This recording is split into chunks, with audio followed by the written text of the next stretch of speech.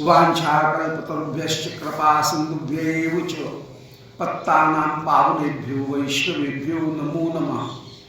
हे श्री सनातन प्रभो करुणाम्बुराशे, हे रूप दुर्गत जनैक दयावलोको, हे भट्टयुग सुमते रघुनाथ दासो, श्री जीव में कुरुतुमंद मते दयामुद्रा, तुलसी काननम यत्र यत्र पद्म बनानि च पुराण पठनम यत्र तत्र सन्निहितो हरि। बोलो श्री वृंदावन बिहारी लाल की जय।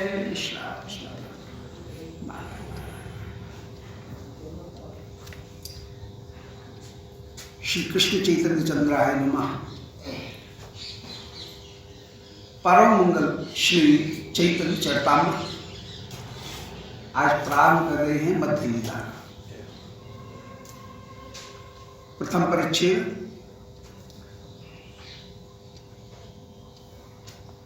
सर्वप्रथम मंगलाचरण कर रहे हैं कविराज गोस्वामी पाद कि यस्य प्रसादात अज्ञोपि सद्य सर्वज्ञताम ब्रजेत स चैतन्य देवो में भगवान संप्रसिद्ध। जिनकी कृपा से अज्ञोपि एक मूर्ख व्यक्ति भी सद्य सर्वज्ञताम व्रजेत तुरंत ही सर्वज्ञ हो जाता है, सब कुछ जान लेता है। वे वाणी के अधीश्वर हैं और उनकी कृपा से एक अज्ञ व्यक्ति भी सर्वज्ञता को प्राप्त कर लेता है। सर्वज्ञता प्राप्त होती है कि कौन सी वो वस्तु है जिसके जानने से सब कुछ जान लिया जाए, ये उपनिषद में कहा गया और उसका उत्तर दिया गया कि ब्रह्म तत्व ही वो वस्तु है जिसके जानने से सब कुछ जान लिया जाता है। श्रीमद् महाप्रभु वो ही पर तत्व है, इसलिए उनके जानने से ही सब कुछ जान लिया जाता है। जैसे मिट्टी का यदि ज्ञान हो जाए तो मिट्टी के जितने भी विकार हैं, थाली कटोरी सकोरा घड़ा खिलौना, उन सब का ज्ञान हो जाएगा। ऐसे ही एक परतत्व को जान लेने पर फिर सब वस्तुओं का ज्ञान अपने आप हो जाता है। ये उपनिषद का तात्पर्य था। तो यस्य प्रसादा अज्ञोपि सद्य सर्वज्ञताम ब्रजेत, जिनकी कृपा से अज्ञ व्यक्ति भी सर्वज्ञता को प्राप्त कर लेता है, सश्री चैतन्य देवों में भगवान संप्रसिद्ध।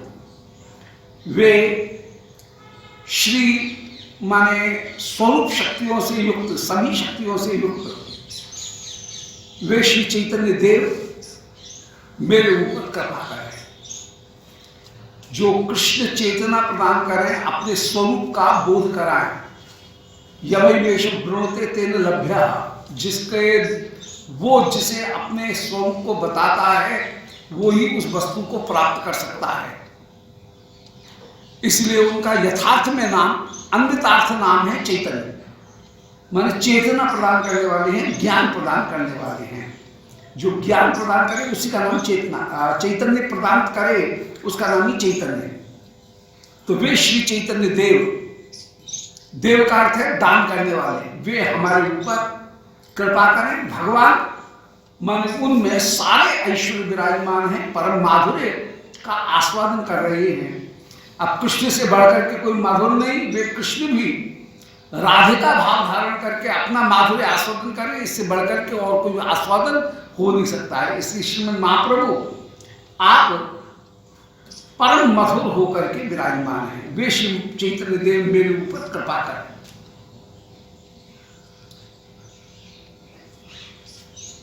वंदना कर रहे हैं कविराज गोस्वामी ने, जिनकी कृपा से संपूर्ण वस्तुओं की स्फूर्ति हो जाए।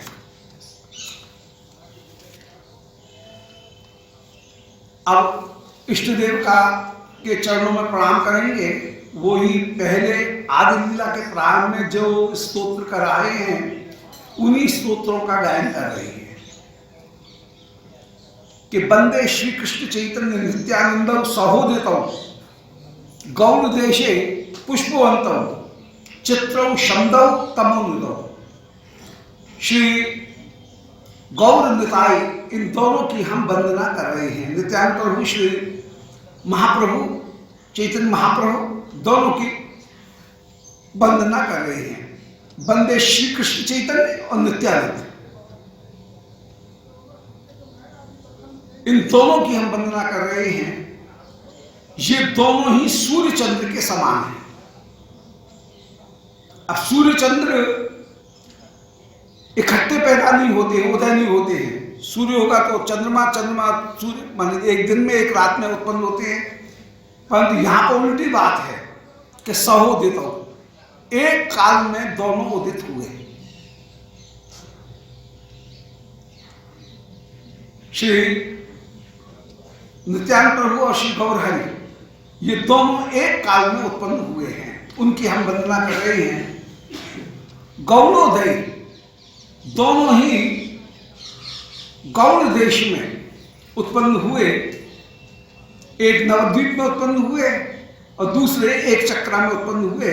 परंतु गौड़ देश में दोनों, बंगाल में दोनों ही उत्पन्न हुए।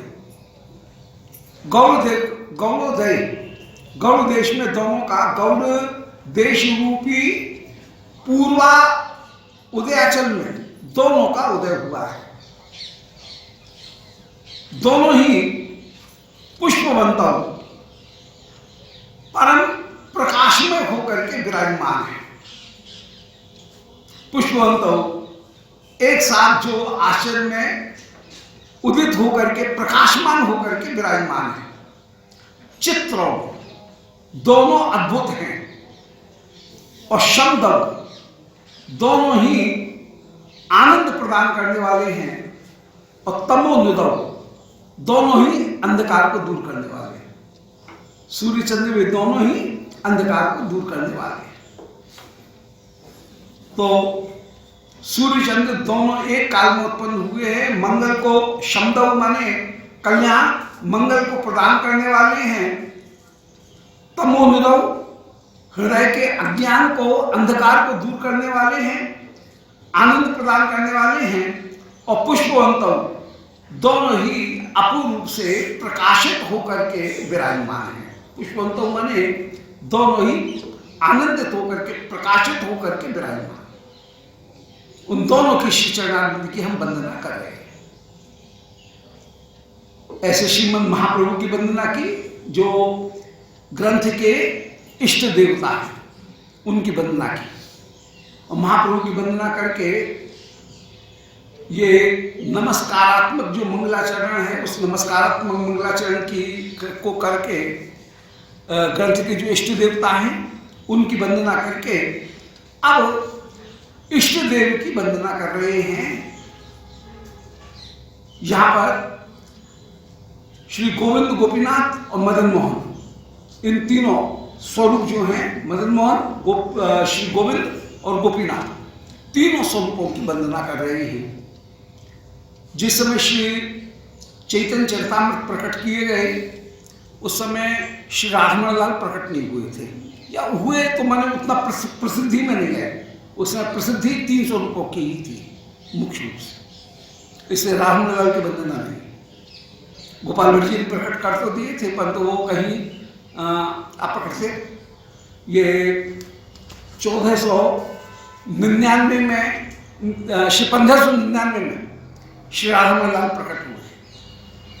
तो तब तक उतनी प्रसिद्ध नहीं थे। 3 ये गोविंद, गोपीनाथ, मदन मोहन, ये 3 स्वरूप ही तब तक श्री वृंदावन में स्थापित हुए थे और प्रसिद्ध होकर के विराजमान थे। इनकी सेवा स्थापित हो गई थी तब तक, तो उनकी वंदना कर रहे हैं विशेष रूप से। और तीनों के मंदिर भी बन गए थे, स्थापित होकर के, पाटोत्सव होकर के, पट्टाधे पट्ट विराजमान होकर के तीनों के तीनों स्वरूप विराजमान थे। इसलिए तीनों की वंदना कर रहे हैं। सबसे पहले श्री मदन मोहन की वंदना कर रहे हैं। गोविंद, गोपीनाथ, मदन मोहन तीनों स्वरूप साक्षात रूप से श्री कृष्ण की छवि को यों की त्यों प्रकट करने वाले हैं। श्री मदन मोहन जैसे चरण, श्री गोपीनाथ जैसा वक्षस्थल और श्री गोविंद जैसा मुख, ये तीनों के तीनों श्री कृष्ण स्वरूप का साक्षात दर्शन कराने वाले, इस कलयुग में भी कृष्ण स्वरूप की शोभा का मूलतः दर्शन कराने वाले, मूल शोभा का दर्शन कराने वाले तीनों के तीनों स्वरूप रहे। और इन तीनों का सम्मिलित स्वरूप यदि कहीं विराजमान है तो श्री राधारमण लाल में, बाद में एक ही जगह, जहां श्री गोविंद जैसे चरण, गोपीनाथ जैसा वक्षस्थल और श्री गोविंद जैसा मुख, गोपीनाथ जैसा वक्षस्थल और श्री मदन मोहन जैसे चरण, इन तीनों की अपूर्व शोभा प्रकट हो रही है। बाद में इन्हीं तीनों स्वरूपों को अपनी उपासना को दृढ़ करने के लिए कहीं श्री मदन मोहन को संबंध तत्व का अधिष्ठात्री देवता करके किन्हीं आचार्यों ने प्रस्तुत स्थापित किया, श्री गोविंद स्वरूप को अवधेय तत्व का अधिष्ठात्री देवता करके स्थापित किया और श्री गोपीनाथ को प्रयोजन पदार्थ का, अब तीनों चीजें अलग अलग थोड़ी हैं, तीनों एक ही हैं, परंतु गोपीनाथ विशेष रूप से प्रयोजनीय पदार्थ जो है, प्रयोजन तत्व, उनके अधिष्ठात्री देवता होकर के विराजमान। इसलिए संबंध, अवधेय और प्रयोजन, इन तीनों की के अधिष्ठात्री देवता होकर के, तीनों का बोध कराने वाले तीन स्वरूप होकर के विराजमान। श्री भक्ति विनोद ठाकुर उन्होंने विशेष रूप से ये कहीं संकेत किया कि गोविंद, गोपीनाथ, मदन मोहन, ये संबंध, अवधेय और प्रयोजन, इनको गोविंद प्रयोजन अवधेय पदार्थ हैं, साधन भक्ति गोविंद, श्री मदन मोहन सिद्धांत तत्व उनको प्रकट करने वाले हैं, संबंध तत्व, सिद्धांत तत्व, और श्री गोपीनाथ वे प्रयोजन पदार्थ जो कृष्ण सेवा, मंजरी भाव की सेवा, उस प्रेम को कहीं प्रकट करने वाले होकर के भी विराजमान। जयताम स्वर्ग उपंगो मौ मंद मतेर गति मत सर्वस्व पदाम भोजौ श्री राधा मदन मोहन। जयताम माने उनकी जय हो, जय हो, दोनों सर्वोर्ध रूप में विराजमान। जय का तात्पर्य है जयताम का कि वे सर्वोर्ध रूप में विराजमान हैं, उनसे बढ़कर के कोई और दूसरा स्वरूप नहीं है। जयताम सर्वोत्कर्षित वर्तते स्वरतौ, परस्पर श्री मदन मोहन कहने पर दोनों ही मदन मोहन हैं। श्री कृष्ण के लिए श्री राधिका कामदेव रूपा होकर के विराजमान, क्योंकि वे ब्रज में प्रेम जो है उसी का नाम काम है और प्रेम स्वरूपा श्री राधिका है। इसलिए श्याम सुंदर के लिए श्री राधिका वे प्रेम स्वरूपा होकर के विराजमान, श्री प्रिया जी के लिए श्याम सुंदर प्रेम स्वरूप होकर के, उपास्य स्वरूप होकर के विराजमान। दोनों के चित्त को आकर्षित करते हैं, इसलिए दोनों ही मदन मोहन हैं, दोनों ही मदन रूप हैं, प्रेम रूप हैं, और दोनों ही श्याम सुंदर को मदद कर, प्रिया जी को श्याम सुंदर, दोनों एक दूसरे को मोहित कर रहे हैं। तो जयतम सुरत, दोनों की दोनों परम सुरत होकर के ही विराजमान। और जहां मदन मोहन स्वरूप कहा गया, वहां मदन मोहन स्वरूप सर्वदा युगल ही होगा। ये मदन मोहन स्वरूप की विशिष्टता है। मदन मोहन स्वरूप जहां भी होंगे वहां पर युगल ही होंगे, अकेले स्वरूप नहीं होंगे। सभी जगह मदन मोहन स्वरूप युगल ही है, युगल स्वरूप। मदन मोहन कहने से ही युगल स्वरूप है। इसलिए सुरतो श्री प्रेम गोप रामाणाम काम इत्यगमत प्रथाम, गोपियों का जो प्रेम है उसका नाम ही है काम, और काम का तात्पर्य है प्रेम, और प्रेम का तात्पर्य है राधा रानी। क्योंकि प्रेम का सर्वोत्तम स्वरूप यदि कोई है तो वो मादनाक्ष महाभाव स्वरूपा श्री राधिका है। क्योंकि प्रेम वृद्धि क्रम में हो, स्नेह मान प्रणय राग अनुराग भाव महाभाव है, तो प्रेम जो है उसी का नाम, सर्वोत्तम जो स्वरूप है प्रेम का वो महाभाव है। मादनाक्ष महाभाव है और मादनाक्ष महाभाव स्वरूपा श्री राधा रानी है। इससे काम शब्द का मतलब हुआ राधा रानी, और उनके चित्त को भी मोहित करने वाले, मदन को भी मोहित करने वाले, राधा रानी को भी मोहित करने वाले श्याम सुंदर हुए।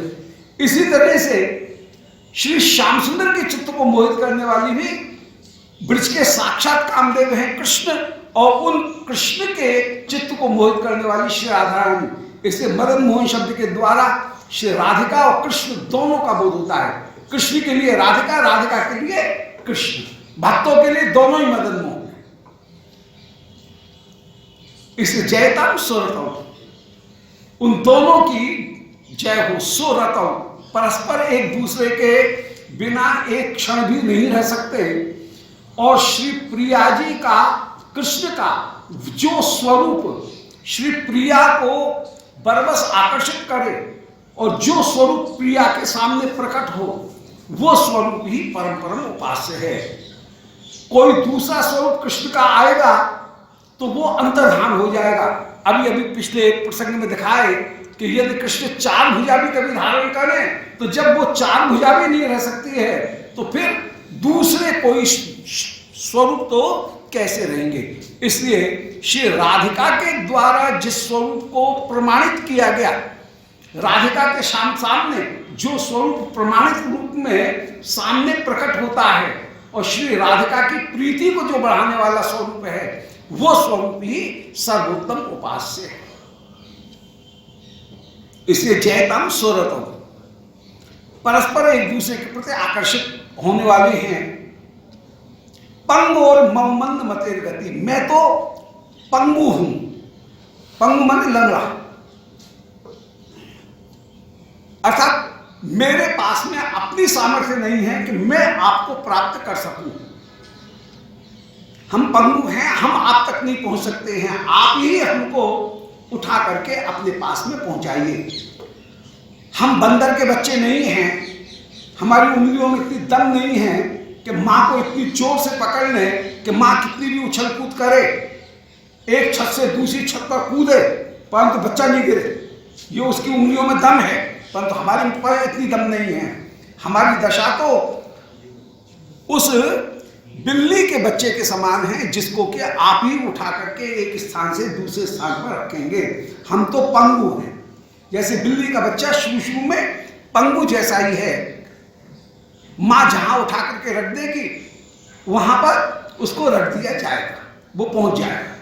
तो पंगु मम मंद मते, हम में बुद्धि भी नहीं है, शरीर की सामर्थ्य भी नहीं है और मंदमती है, हम दुर्बुद्धि भी हैं। जो हितकर वस्तु है उसको छोड़ करके अहितकर वस्तु की ओर ही ज्यादा जा रहे हैं। हमारी गति आप ही हैं। बालक की गति जैसे मां ही होती है, इसी प्रकार हमारी गति आप ही हैं। मंद मतेर गति मत सर्वस्वम, आप मेरे सर्वस्व होकर के विराजमान हैं। श्रुति सर्वदा आपका ही गायन करती हैं। श्रुतियों के दो विभाग हैं। श्रुतियों का एक विभाग है जो त्रैगुण्य का वर्णन करती हैं, श्रुतियों का दूसरा विभाग है जो निस्त्रैगुण्य का वर्णन करती हैं। श्रुति दोनों प्रकार के वचनों का निरूपण करती हैं, परंतु त्रैगुण्य का वर्णन करने वाली श्रुति भी बाद में अपने आप का निषेध करके निस्त्रैगुण्य जो पदार्थ है उसका ही वर्णन करती हैं। त्रैगुण्यात्मक जितने भी श्रुति ने वर्णन किए उन सबों को निराश करके जो अतन निरसन रूप में जो वस्तु विराजमान है, उस अतन निरसन रूप में परम उपास्य रूप में श्री प्रिया जी के साथ में आप विराजमान हैं, उसी स्वरूप का स्थापित करती हैं। स्वयं जो कुछ भी वर्णन करेंगे उसका श्रुति फिर निषेध कर देंगे कि नहीं, ये परम उपास्य नहीं है। परम उपास्य जो स्वरूप है वो कहाँ है? वो जहाँ श्री मदन मोहन होकर के निकुंज मंदिर में वे विराजमान हैं, वही परम परम स्वरूप है। इसलिए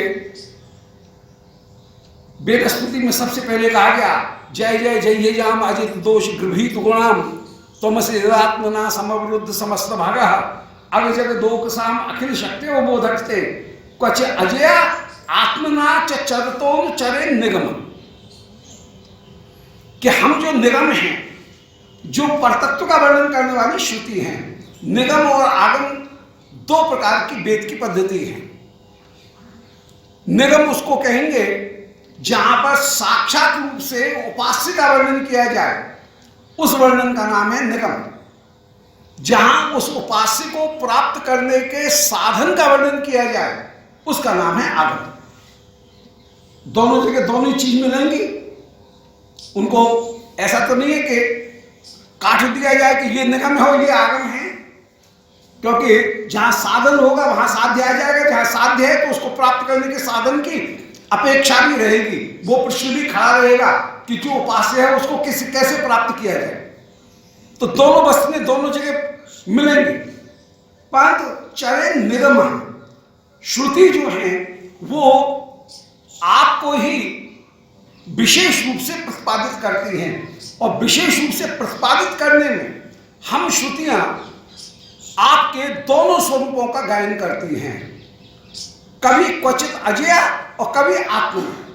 कहीं तो आप अजा माया, उनके माध्यम से जगत की सृष्टि करते हुए विराजमान हैं, माया के साथ में खेलते हुए माया के माध्यम से जगत को प्रकट करते हुए विराजमान हैं। और कभी आत्मना स्वरूप शक्ति श्री ब्रजगोपकार श्री राधा रानी, उनके साथ में आप खेलते हुए अपने आप को प्रकट कर रहे हो। तो कुछ क्वचित अजया और आत्मना दोनों जगह आप अपने स्वरूप को प्रकट करते हैं। अब श्रुति माया के द्वारा भगवान ने जो जगत का वर्णन किया, उन धर्म अर्थ काम इनका भी वर्णन करते हैं, और आत्मना स्वरूप शक्ति के द्वारा जो मोक्ष की प्राप्ति होगी उसका भी वर्णन करेंगे। अब समस्या यह है कि किस चीज को प्रधान करके माने, तो वहां पर यह होगा कि जो अजया माने त्रिगुणात्मिका माया के द्वारा आपने जो जगत की रचना की है, या जगत की वस्तुओं को प्राप्त करने के लिए जो धर्म अर्थ काम इनकी आपने स्थापना की है, उसको प्रधान नहीं माना जाएगा। आत्मना जो स्वरूप शक्ति में आप विराजमान हैं, उस स्वरूप शक्ति से युक्त आपकी उस निज लीला को ही प्रधान करके माना जाएगा। श्री श्रीहरि स्वामी ने वेद स्तुति के जो श्लोक हैं उनकी व्याख्या की, और व्याख्या करने के बाद में प्रत्येक श्लोक के बाद में उन्होंने प्रमाण दिए। अब वहां पर भी दो तरह के प्रमाण देते हैं। एक प्रमाण देते हैं कि भगवान कैसे त्रिगुणात्मिका माया के द्वारा उनके शासक होकर के जगत को प्रकट करते हैं, और एक जगह कहते हैं कि उनका अपना स्वरूप कैसा है। दोनों तरह के प्रमाण देंगे। माने अजा के साथ में आपका जो क्रिया करना है उसका भी प्रमाण है, और आत्मना के साथ में जो क्रिया करना है उसके लिए भी श्रुतियों में प्रमाण दिए गए। जैसे इसी श्लोक की टीका में यदि देखें तो यहां पर सबसे पहले प्रमाण दे रहे हैं किसका? बोले यतो वायमान भूतानि जायन्ते जातानि जीवन्ति। लो, ये सृष्टि का वर्णन और माया के द्वारा कैसे सृष्टि हो रही है, अजा के साथ में कैसे सृष्टि हो रही है, इसका प्रमाण दे रहे हैं। और फिर आत्मना का निरूपण करते हुए सत्यम ज्ञानम अनंतम ब्रह्म इत्यादि कहकर के वो ब्रह्म सत्य ज्ञान अनंत होकर के विराजमान है। स सर्वज्ञ सर्वविद, वो सर्वज्ञ सर्वविद होकर के विराजमान है, रस के तत्व को जानने वाला है। ये आत्मना जो है वो स्वरूप शक्ति, तो कभी स्वरूप शक्ति के साथ में और कभी बहिरंगा माया के साथ में आप जगत को प्रकट करते हुए विराजमान। अब यहां पर श्री मदन मोहन कहकर के जहां पर दिखा रहे हैं, वहां पर कह रहे हैं कि मत सर्वस्वम, श्रुति का वास्तविक प्रतिपाद्य अर्थ कहां है?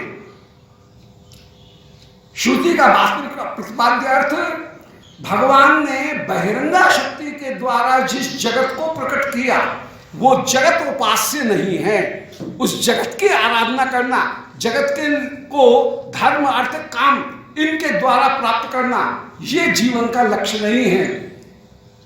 श्रुति का वो पक्ष जो कि भगवत स्वरूप का वर्णन करता है, वो स्वरूप का की प्राप्ति करना ही श्रुतियों का एकमात्र लक्ष्य होकर के विराजमान है। बोलो वृंदावन बिहारी। संपूर्ण जो श्रुति स्तुति है उसका सार यही, उसका प्रतिपाद्य यही है। इसी को श्रीमद् भगवद गीता में कहीं कह दिया कि त्रैगुण्य विषावेदा निस्त्रैगुण्यो भवार्जुन। वेद दोनों तरह का वर्णन कर रहे हैं, त्रैगुण्य का भी वर्णन कर रहे हैं, निस्त्रैगुण्य का भी वर्णन कर रहे हैं, परंतु उपास्य त्रैगुण्य विषय नहीं है। भगवान के द्वारा जो त्रिगुणात्मक धर्म अर्थ काम इनको प्राप्त करने वाले जो विषय उत्पन्न हुए, वे जीवन के कभी भी लक्ष्य नहीं है। जो निस्त्रैगुण्य वस्तु है उनका स्वरूप, उस स्वरूप की आराधना करना ही जीवन का लक्ष्य है। या एक निष्कर्ष, तो यहां पर ये कह रहे हैं मत सर्वस्वम। ये सर्वस्व शब्द में अटक गए थे कि वेद का सर्वस्व क्या है, वेद का मुख्य प्रतिपाद्य विषय क्या है।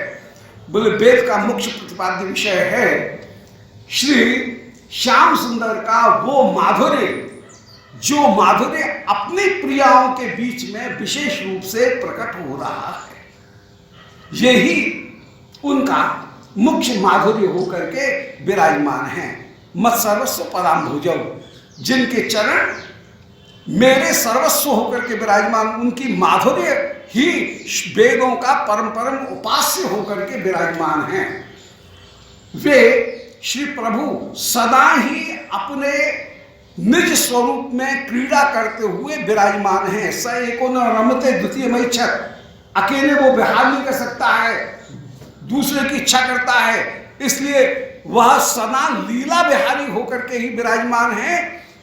इसलिए द्वितीय मैचक श्री प्रिया जी की सदा उनको अपेक्षा रहती है, उन प्रिया जी के साथ में ही वो क्रीड़ा करते हुए सदा विराजमान है द्वितीय वस्तु की। इसलिए राधा और मदन मोहन लीला विहारी होकर के ही वे विराजमान हैं दोनों एक तरफ। निष्कर्ष क्या हुआ कि हम वैष्णवों के लिए श्री कृष्ण तत्व तो हैं, ऐसा नहीं है तत्व नहीं है, परंतु तत्वोपास्य नहीं है। हमारे लिए उपास्य लीला है। राधा मदन मोहन तत्व रूप में उनकी उपासना, यही जीवन का परम लक्ष्य नहीं है। हमारे लिए लीला विहारी के रूप में उनकी उपासना में जो माधुर्य है, वह तत्व रूप में उपासना करने में माधुर्य नहीं है। अतः एक होते हुए भी राधा मदन मोहन, श्री राधिका और मदन मोहन हो करके वे विराजमान हैं। माधुर्य का प्रकाशन, परिपूर्ण रूप से माधुर्य का आस्वादन, वह उनके मदन मोहन स्वरूप में ही सामने प्रकट होगा। तो दोबारा केवल संकलन मात्र करें। जय तामानी श्री मदन मोहन जो संबंध तत्व हैं, वे ही सर्वोर्ध उपासनीय होकर के विराजमान हैं। जयता का मतलब है सर्वोत्कर्षेण वर्तते। सुरतौ श्री प्रिया लाल दोनों एक दूसरे के चित्त को आकर्षित करने वाले हैं, इसलिए दोनों में ही आकर्षित हैं। और इस स्वरूप के अतिरिक्त कोई दूसरा स्वरूप उनको आकर्षित करने वाला नहीं है। अर्थात ब्रजेंद्र नंदन गोपाल श्री कृष्ण का जो स्वरूप है,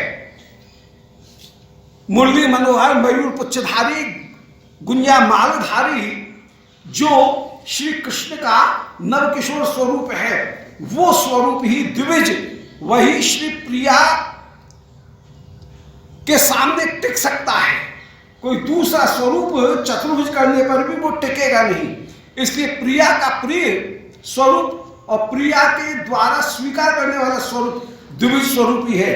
और इसी प्रकार श्री विश्वानंदिनी का भी जो परम रसिक स्वरूप है, वो रसिक स्वरूप ही जैसे श्याम सुंदर को वशीभूत बनाता है, ऐसा कोई दूसरा स्वरूप उनको वशीभूत नहीं बनाता है।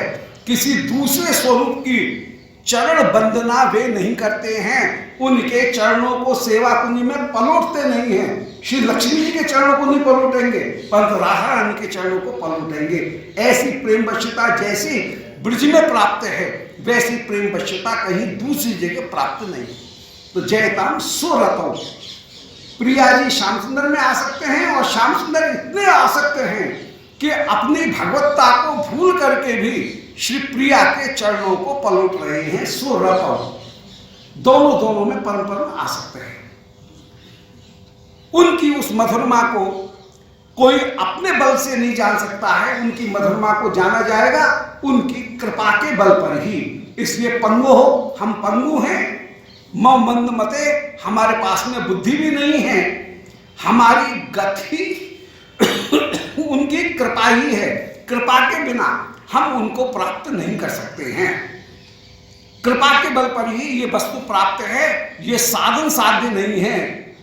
एक कृपामय करे सो होई, साधन साध सिद्ध रहा नहीं कोई साधन सिद्ध, ये कहने की बात है साधन सिद्ध, तत्वतः साधन सिद्ध नाम की कोई चीज ही नहीं है। कृपा के द्वारा ही वो प्राप्त होगी। केवल प्रयास मात्र करके कह दिया गया कि ये कृपा सिद्ध है, ये साधन सिद्ध हैं, परंतु ये विभाजन सही से विभाजन नहीं है। साधन सिद्ध नाम का कोई चीज है ही नहीं। एक कृपा में करे सो हुई। श्री महावाणी जी में इसी सिद्धांत को कितना सुंदर एकदम सरलता से कह दिया कि कृपा में जो कर रही है वो ही हो रहा है, साधन सिद्ध नाम की कोई चीज है ही नहीं, सब कृपा सिद्ध है। कृपा के द्वारा ही उनकी प्राप्ति होगी। तो गति वे ही हम शरीर के मंदमती की गति है। मत सर्वस्वम, श्रुतियों के द्वारा भी वे ही अंत में उनका स्वस्वरूप के साथ में जो क्रीड़ा करना, क्वचित अजया आत्मना के साथ में, निज शक्ति के साथ में उनका जो व्यवहार करना है, वही परम उपास्य है। अजा के साथ में, माया के साथ में उनका जो विस्तार है, माया के माध्यम से जो विस्तार है, वो लीला परम उपास्य नहीं है। मुख्य लीला उपास्य है, वो जहां आत्मना निज स्वरूप के साथ वे क्रीड़ा करते हुए विराजमान है, वो लीला ही परम उपास्य है। वे मत सर्वस्व पराम हो जो, क्वचित माने मूल रूप में जगत के साथ में, माया के साथ में उनकी क्रिया तो क्वचित है, परंतु उनकी निरंतर जो लीला है वो आत्मना निस्वरूप के साथ में ही है। सृष्टि काल में माया के साथ में उनकी लीला है, माया के द्वारा जगत को प्रकट करने की लीला है, परंतु सदा सदा लीला जो है वह आत्मना निस्वरूप में ही उनकी, श्री विश्वानंदनी उनके साथ में ही उनकी निज लीला सर्वदा विराजमान है। चर तो अनुचरे निगम, हम